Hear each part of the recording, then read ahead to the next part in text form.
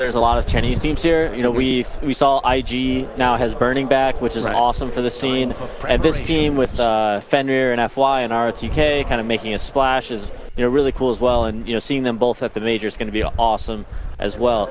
I think that NP definitely has some really high-skilled players, but I think they're missing something. VGJ still not really all together as a team quite yet. You know, we were a little bit disappointed in their group placement or their group like standings because, you know, they were in Group A, arguably the easier group, and Empire, you know, came out with that second seed behind OG. So we'll see if VGJ turns up in the lower bracket. I think they have very high expectations of themselves. Yeah, let's see if they can live up to those expectations or if NP can play spoiler.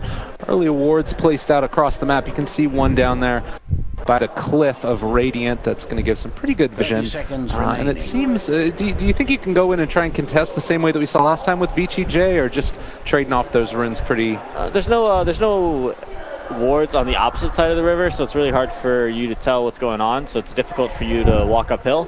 You could easily, you know, you start walking across the river, and if you're going uphill, you could walk into 3 or 4 heroes. You really don't know, so it's a little bit dangerous, and I think that they're both just, you know, they'll both settle for their own bounty runes this time around. Man, you look at this too. We have Aoi down in the bottom lane. It looks like they're going to try and go with an aggressive movement here, at the very least. But VGJ already signaling this. They send the Abo down bottom. This is quite exciting. Yeah, and this is something NP really likes to do. They're always super committed to trying to win 3 lanes. It's pretty much the core of their strategy. They don't really kind of sack MSS very often.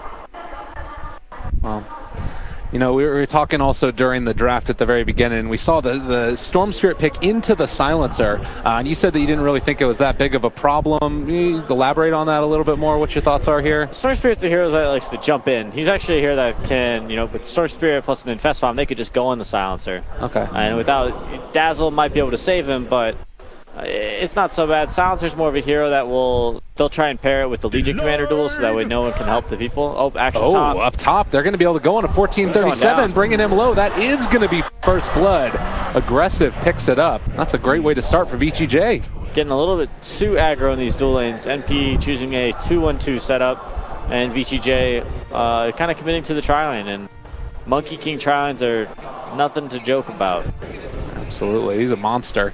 FY in the mid lane so far, pretty even across the board in CS. It does still sort of come up with a bit of a problem in the laning stage for Freeze, right? It feels like Eternal Envy is just getting so much free harass in here. Silencer is a tough matchup for pretty much anyone, I think. The Glaives, being able to orb walk as a mid laner. A lot of orb walkers don't really get picked anymore. It's kind of like, what, like Silencer and Clinks? And I'm trying to think of another Jakiro? Yeah, Jakiro, I guess.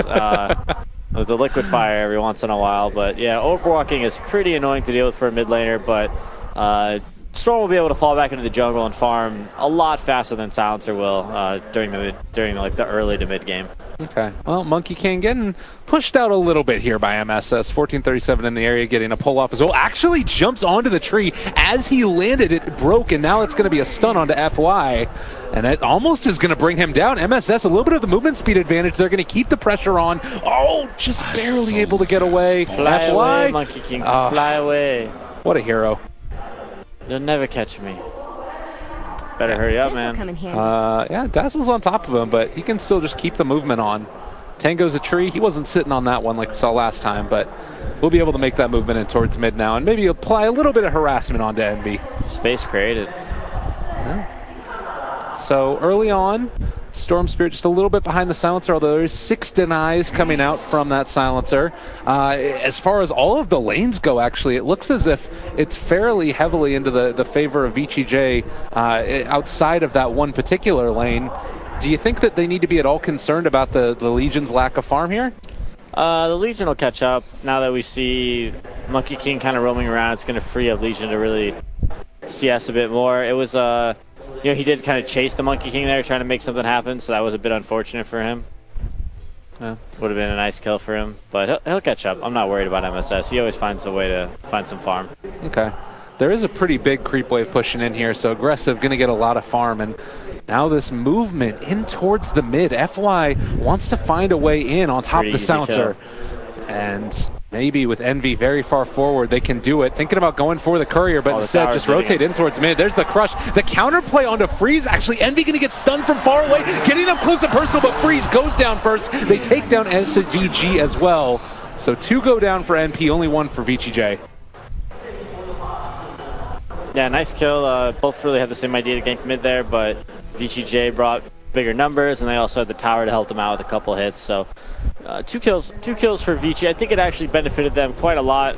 Getting those early kills on your support heroes, especially Crystal Maiden, a hero that's very level dependent, especially in the early game, is huge. And we've seen Monkey Kings that have picked up a couple early kills, really kind of get that early phase boots, finish their PMS, also have the Orb of Venom, and they're a huge threat into that like 5 to 10 minute mark. Yeah, something that I've heard a lot from different people is that this is a hero that doesn't farm very well, the Monkey King, but if you're able to get involved and make those kills happen, you can snowball from there, and even just applying pressure onto the Dazzle constantly when he wants to get these pulls off. Those early game items really enable you to kind of abuse